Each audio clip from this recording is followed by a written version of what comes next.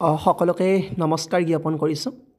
আজি আমি খানাপাৰাত অনুষ্ঠিত হৈ থকা অসম গ্ৰন্থমেলালৈ যাবলৈ ওলাইছোঁ আৰু আমি গৈ আছোঁ। এটি সুন্দৰ ৰাতিপুৱা, কোমল ৰাতিপুৱা এয়া গুৱাহাটী চহৰ।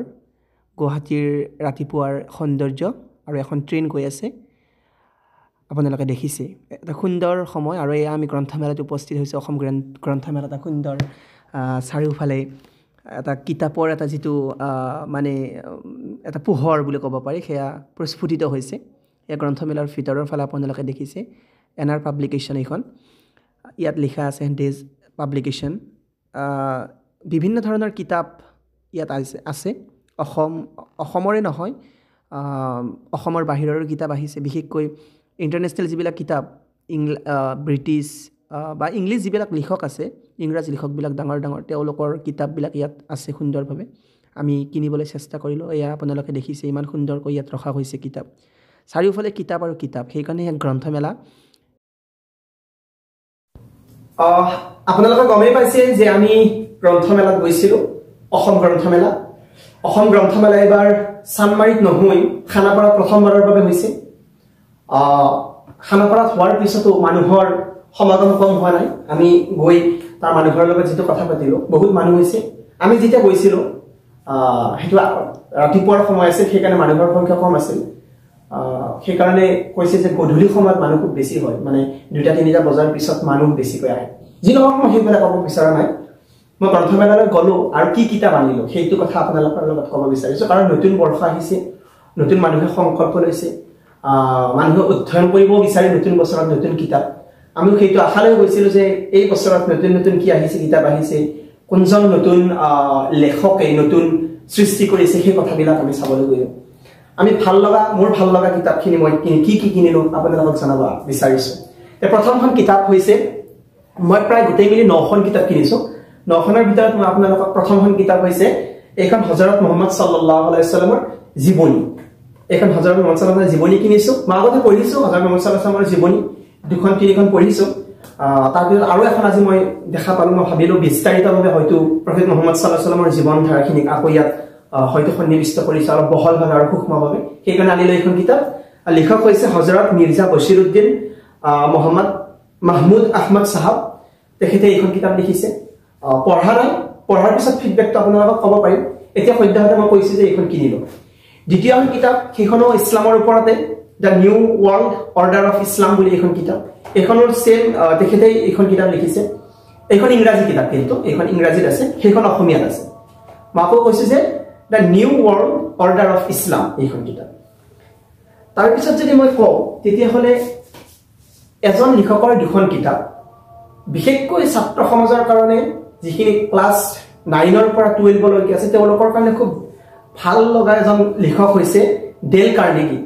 ডেল কাৰ্নেগীৰ কিতাপ মই যোৱাকালি চাইছিলোঁ যে মই অহাকালি গ্ৰন্থমেলালৈ যাম, কি কিতাপ কিনিম। বহুতে ছাজেষ্ট কৰিছিল যে ডেল কাৰ্নেগীৰ কিতাপ আচলতে পঢ়িব লাগে। ডেল কাৰ্নেগীয়ে এইখন কিতাপ লিখিছিল অনুকৰণীয় ব্যক্তিত্ব আব্ৰাহাম লিংকন, আমেৰিকাৰ প্ৰাক্তন ৰাষ্ট্ৰপতি আব্ৰাহাম লিংকনৰ এটা ব্যক্তিত্বৰ ওপৰত লিখিছে, যিটোক অনুকৰণীয় বুলি কৈছে ডেল কাৰ্নেগী। আৰু এইখন কিতাপ আনিবলৈ চেষ্টা কৰিছিলোঁ আৰু আনিছোঁ মই এইখন। আৰু ডেল কাৰ্নেগীৰ দ্বিতীয়খন কিতাপ হৈছে সাংগঠনিক দক্ষতা অৰ্জন, লিডাৰশ্বিপ। এজন মানুহে কেনেকৈ এটা সংস্থাক, এটা সংগঠনৰ, এটা দলক নেতৃত্ব দিব পাৰে, সেই সাংগঠনটোক নেতৃত্ব দিয়াৰ কাৰণে যিবিলাক দক্ষতাৰ প্ৰয়োজন হয়, সেই সংক্ৰান্তত লিখিছে ডেল কাৰ্নেগীয়ে। ডেল কাৰ্নেগীৰ এই 2খন কিতাপ মই আনিছোঁ। তৃতীয়খন হৈছে বা চতুৰ্থখন হৈছে এইখন কিতাপ, ডক্টৰ হীৰেণ গোহাঁইখন। ডক্টৰ হীৰেণ গোহাঁই অসমৰ প্ৰখ্যাত ব্যক্তি, বিশিষ্ট সমালোচক, সাহিত্যিক। এক প্ৰকাৰে ক'বলৈ গ'লে অসমীয়াসকলৰ বা অসমৰ বৰ্তমান বিবেক বুলি ক'ব পাৰি ডক্টৰ হীৰেণ গোহাঁই। নিস্বাৰ্থভাৱে কাম কৰি গৈছে। বহু সমালোচনা কৰে চৰকাৰী পক্ষই, বামপন্থী বুলি সমালোচনা কৰে, কিবা বুলি সমালোচনা কৰে। যি নহওক, সেইটো পিছৰ কথা।